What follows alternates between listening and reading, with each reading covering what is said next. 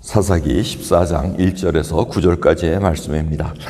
삼손이 딥나에 내려가서 거기 블레셋 딸 중 한 여자를 보고 도로 올라와서 자기 부모에게 말하여 가로되 내가 딥나에서 블레셋 사람의 딸 중 한 여자를 보았사오니 이제 그를 취하여 내 아내를 삼게 하소서. 부모가 그에게 이르되 내 형제들의 딸 중에나 내 백성 중에 어찌 여자가 없어서 내가 할례 받지 아니한 블레셋 사람에게 가서 아내를 취하려 하느냐. 삼손이 아비에게 이르되 내가 그 여자를 좋아하오니 나를 위하여 그를 데려오소서 하니 이때 블레셋 사람이 이스라엘을 관할한 고로 삼손이 틈을 타서 블레셋 사람을 치려 함이었으나 그 부모는 이 일이 여호와께로서 나온 것인 줄 알지 못하였더라.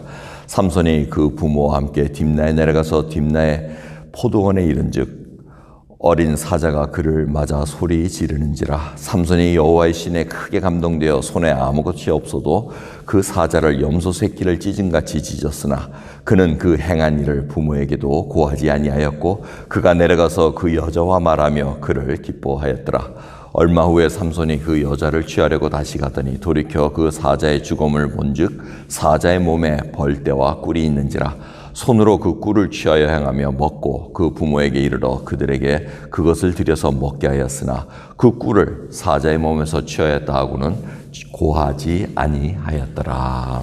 아멘.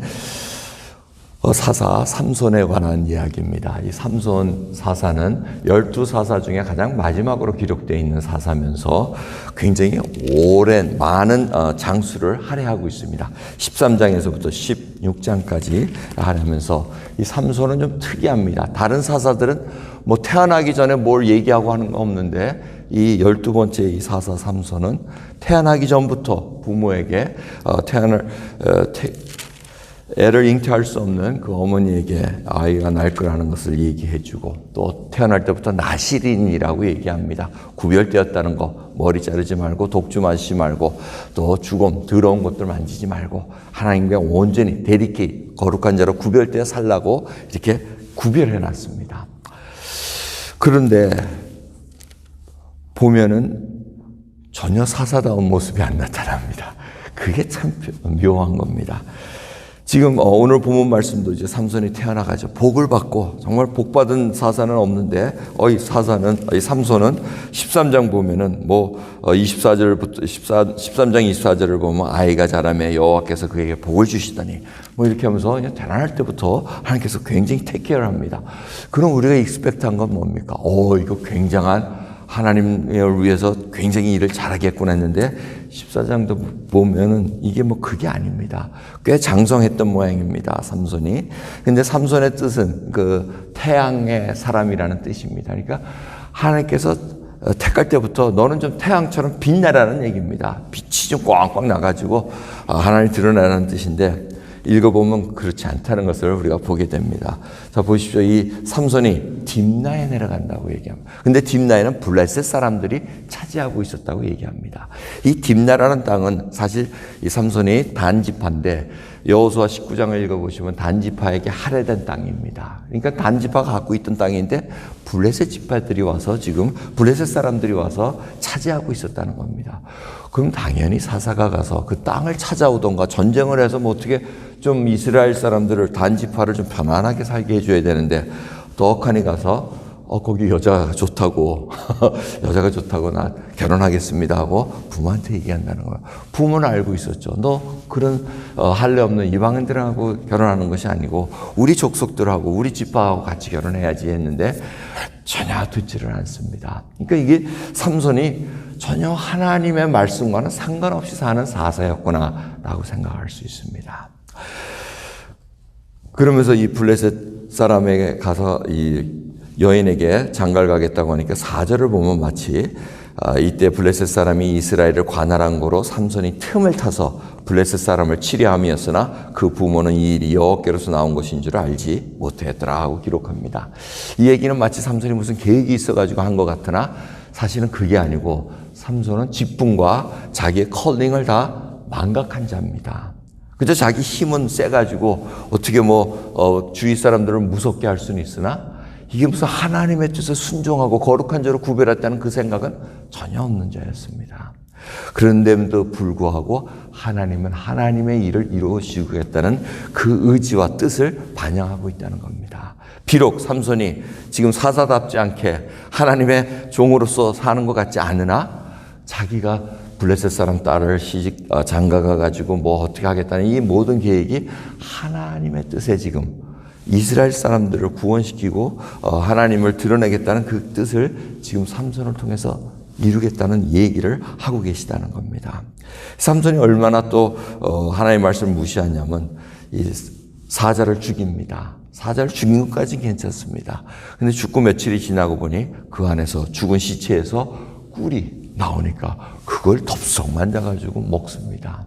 이건 하나님께서 죽은 시체를 만지지 말라고 분명히 더군다나 나실일인데 그렇게 해서는 안 되는데 그걸 해버립니다. 그리고는 또 부모까지 줍니다. 어디서 났다는 얘기 안 합니다. 이거 죽은 사자에서 나왔습니다 하고 얘기하면 부모들이 기겁을 하고 안 먹을 테니까. 그러니까 이 영적으로 어두움에 있는 자들은 남까지 이 하나님을 벗어나게 하는 아주 일조를 담당하는 것을 볼 수가 있습니다.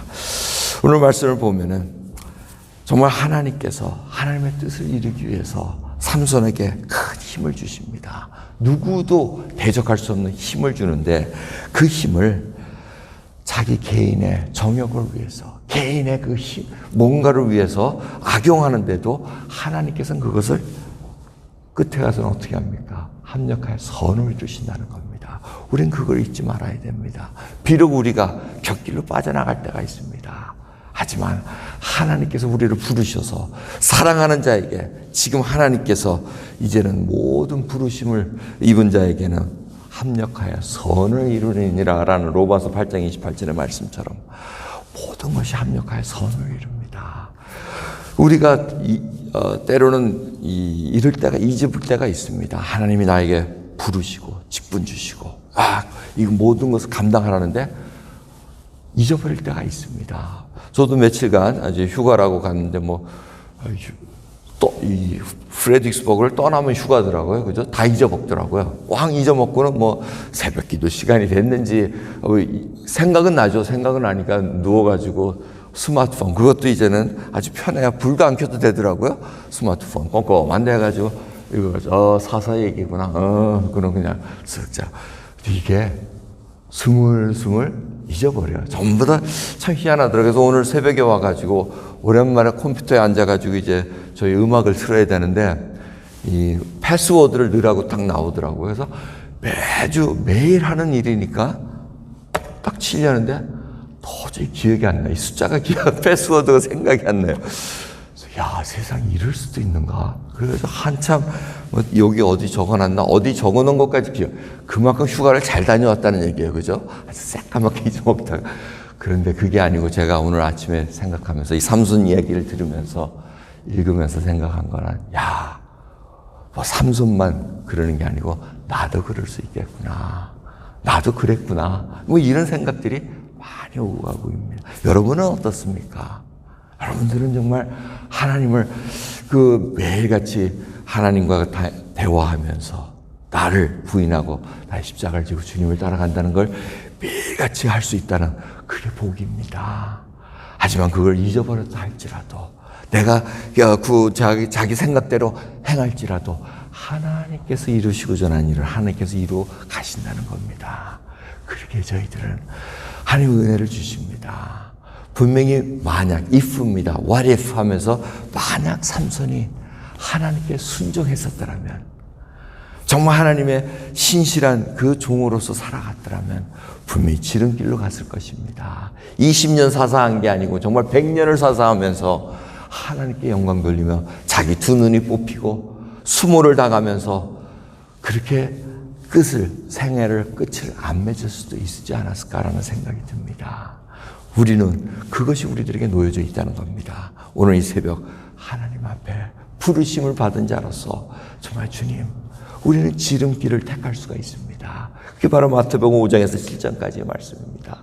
심령이 가난해지고 애통하는 자로서 온유한 자로 의에 줄이고 목마른 자가 있으면 정말 마음을 정말 정결케 해서 긍휼히 여기고 화평케 하는 자로서 이제는 의를 위해 핍박을 받을지라도 기뻐하며 천국을 소유한 자로 살아갈 수 있다는 그 길이 우리 앞에 있기에 오늘도 그 길을 택하고자 합니다.